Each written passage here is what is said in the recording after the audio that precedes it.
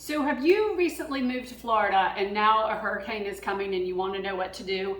Then this is the video for you. My name is Whitney and my family has lived in Tampa for the past 17 years. It's Saturday morning and there is a storm tracking our way. So here are some of the items that I have on hand when I know that there is a possibility of a storm heading our way. So this is a no-brainer. Gallons of water. You need 1 gallon per day per person for 5 days. So 5 gallons per person. This doesn't mean that you need 50 gallons of water. Don't start hoarding. That's not what this is. This is just enough to get you through. Also, if you drink soft drinks and things like that, you're not going to need as much, but that's kind of the rule that they have. Also, since you're going to have water, you might not have electricity. So I do coffee. I have this French press here. Make sure that I can heat the water up on the grill, and then I'm able to have coffee in the morning because everybody needs me to have coffee in the morning. Let's be clear. Also, this is a no-brainer, making sure that you have a flashlight that's handy. Make sure that you have enough batteries. Make sure that you've got candles, matches, whatever you need to do to have some light if we do lose power for a few days or even for a few hours. It's still uncomfortable. Make sure that you have your medicine. So with your medicine, make sure that you have a week's worth supply of it.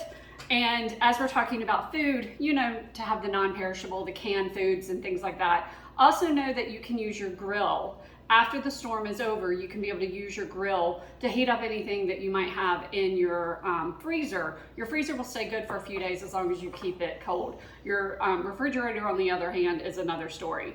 Also make sure with your pets, you've got 5 days supply of pet food for them. So go ahead and count out that scoops and make sure that you have enough for them, because there'd be nothing worse than you run out of dog food. Also have their medications on hand as well. Other things that I have are plastic cups and paper plates and utensils, because if you don't have running water, then what you're gonna want to do is be able to have these so you can toss them and you don't have to worry about cleaning them. And then finally, make sure that you have some wine, because if you were stuck with people for 5 days, you really are gonna need this. So make sure that you have your spirits as well. Other things you'll wanna have on hand are your documentations. Put them in a Ziploc bag, and I'm talking about, you know, your birth certificates and things like that if you have to evacuate. Also, something showing where you live is a good idea. And lastly, make sure that you take a key to your front door. A lot of us have electronic, you know, front door codes and everything like that. They might not work when you return. Also, there's a story when Irma came to town. It hit Orlando pretty hard. It was supposed to hit Tampa. It hit Orlando. Orlando was out of power for a few days, and everybody who had evacuated had come back, and they couldn't get into their house because they only took their garage door opener and their smart codes. They didn't take a key, so they were all having to call locksmiths for that.